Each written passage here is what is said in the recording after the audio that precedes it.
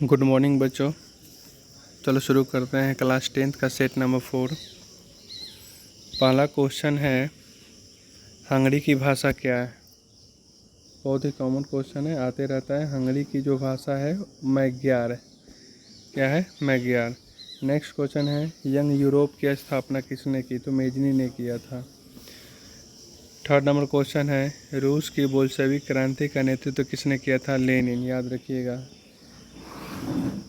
रूस की बोल्शेविक क्रांति का नेतृत्व किसने किया था? तो लेनिन। याद रखिएगा, टिप्पणी आता है लिखने के लिए आपको गैरिबोल्डी, बिस्मार्क, काबोर, मेजनी, लेनिन, ट्रॉट्स्की, इन लोगों के बारे में टिप्पणी भी लिखने के लिए आता है। इसको भी याद करके रखिएगा, उनके जीवन से रिलेटेड जो भी बातें हैं याद रखना है। क्वेश्चन नंबर 4 है, 1917 की रूस की क्रांति के समय किस जार का शासन था? तो निकोलस द्वितीय का। किसका था? निकोलस द्वितीय। क्वेश्चन नंबर 5 है, हिंद चीन में कौन राष्ट्र शामिल नहीं था? तो चीन। याद रखिएगा, नाम ही है यहाँ पे चीन, तो चीन को यहाँ पे ऑप्शन में रखिएगा, आंसर में रखिएगा। चीन जो है ना कह सकते हैं उसमें शामिल नहीं था। नेक्स्ट क्वेश्चन है, अंकोर वाट का मंदिर किस देश में बनाया गया? तो कंबोडिया। किसमें? कंबोडिया। क्वेश्चन नंबर 7 है, 1915 में भारत की अस्थायी सरकार को काबुल में अध्यक्ष किसे घोषित किया गया? तो याद रखिएगा महेंद्र प्रताप को। किसे? महेंद्र प्रताप को। क्वेश्चन नंबर 8 है कि वल्लभ भाई पटेल को सरदार की उपाधि किस किसान आंदोलन के दौरान हुई? तो बारदोली की। याद रखिएगा, बारदोली की महिलाओं ने सरदार वल्लभ भाई पटेल को सरदार की उपाधि दी थी।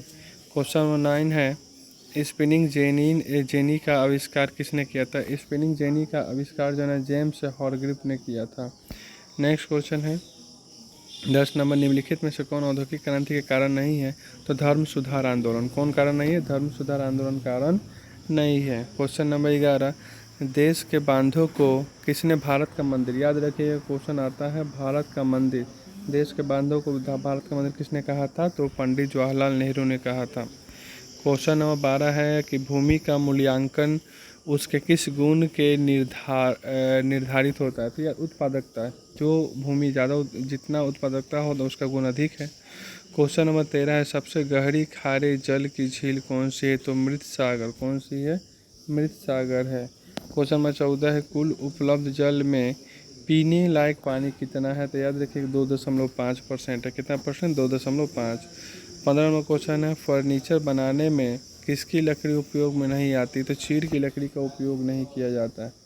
क्वेश्चन नंबर 16 है, सेलम या सलेम किस राज्य में स्थित है? तो तमिलनाडु में है। क्वेश्चन नंबर 17 है, अमोनिया उद्योग का कच्चा माल क्या है? तो बॉक्साइट है। याद रखिएगा, ये केमिस्ट्री से रिलेटेड है। क्वेश्चन नंबर 18 है, सिकंदराबाद किस रेलवे क्षेत्र का मुख्यालय है? तो दक्षिण मध्य रेलवे का। क्वेश्चन नंबर अब आते हैं 19। क्वेश्चन नंबर 19 है, बिहार में जल का उपयोग किस काम के लिए किया जाता है? तो सिंचाई के लिए। याद रखिएगा कि यानी कृषि के क्षेत्र में ज़्यादा किया जाता है। उसके बाद है, इनमें से कौन सी नदी सालों भर जल पूरित नहीं रहती है? तो कह सकते हैं चीर, है ना। उसके बाद नेक्स्ट 21 नंबर क्वेश्चन है कि अलग अलग भाषा बोलने वाले लोगों के आधार पर सामुदायिक सरकार का गठन करने का अधिकार किस देश के नागरिकों को दिया गया है? तो बेल्जियम को। किसको? तो बेल्जियम को। क्वेश्चन नंबर है 22, 1993 में बेल्जियम के संविधान में कुछ बदलाव किए गए हैं। इन बदलावों का प्रमुख उद्देश्य क्या था? तो संघीय शासन प्रणाली अपनाना। क्या था? संघीय शासन प्रणाली अपनाना। क्वेश्चन नंबर 23 है, वर्तमान समय में विश्व के करीब कितने देशों में संघात्मक शासन प्रणाली लागू है? तो 25। क्वेश्चन नंबर क्या था? 24 देखते हैं, सूचना के अधिकार आंदोलन की शुरुआत कहाँ से हुई थी? तो कह सकते हैं राजस्थान से। क्वेश्चन नंबर 25, लोकसभा में निर्वाचन हेतु कुल सीटों की संख्या कितना है? तो 545। क्वेश्चन नंबर 26 है, निम्नलिखित में से कौन सा कथन लोकतांत्रिक शासन पद्धति के संदर्भ में सही नहीं है? तो तीव्र आर्थिक विकास दर ये संभव है। राजनीतिक जागरूकता सही है, लोकतंत्र में विश्वास ये भी सही है, विविधताओं में समझने से ये सही है, यानी ऑप्शन जो गलत है वही आंसर होगा। क्वेश्चन नंबर 27 है, निम्नलिखित कथनों में लोकतंत्र के मूल्यांकन के लिहाज से कौन सा कारक लोकतांत्रिक व्यवस्थाओं के अनुरूप नहीं है? तो ऑप्शन ए हो जाएगा, बहुसंख्यकों की तानाशाही। क्वेश्चन नंबर 28 है, भारतीय लोकतंत्र की कमजोरियों को दूर करने का सबसे अच्छा उपाय क्या है? तो सुधारात्मक कानूनों का निर्माण करना। क्वेश्चन नंबर 29 है, लोकतंत्र के मार्ग में सबसे बड़ी बाधा क्या है? तो जातिवाद और क्षेत्रवाद। याद रखिए, पॉलिटिक्स से संबंधित है जातिवाद और क्षेत्रवाद। क्वेश्चन नंबर 30 है, निम्नलिखित में से किसे पिछड़ा राज्य कहा जाता है? तो बिहार। 31 नंबर क्वेश्चन है, निम्नलिखित में से किस देश को प्राथमिक क्षेत्र कहा जाता है? तो कृषि को प्राथमिक क्षेत्र कहा जाता है। क्वेश्चन नंबर 32 है, राष्ट्रीय आय का अर्थ क्या है? तो उत्पादन के साधनों की आय। क्वेश्चन नंबर 33 है, योजना काल में भारत की औसत वार्षिक विकास की दर कितनी है? तो 4.2%। अब आते हैं क्वेश्चन नंबर 34, मुद्रा की वैधानिक परिभाषा किसने दी? तो प्रोफेसर पीगू ने। किसने दी? प्रोफेसर पीगू ने।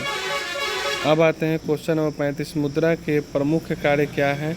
तो ऑप्शन नंबर ए विनिमय का माध्यम, बी नंबर मूल्य का मापक, सी नंबर मूल्य का संचय, D number all of these. Question number 36 है, भारत का केंद्रीय बैंक। याद रखिएगा, भारत का केंद्रीय बैंक कौन है? RBI, reserve bank of India. Question number 37 है कि राष्ट्रीय कृषि एवं ग्रामीण विकास बैंक की स्थापना कब हुई? तो 1982 ईस्वी में हुई थी। क्वेश्चन नंबर 38 है, ग्रामीण सड़कों का निर्माण किस योजना के अंतर्गत किया जाता है? तो प्रधानमंत्री सड़क योजना के अंतर्गत किया जाता है।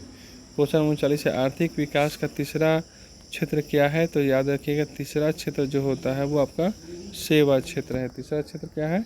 सेवा क्षेत्र है। क्वेश्चन नंबर 40 है, नदियों में बाढ़ आने का प्रमुख कारण क्या है?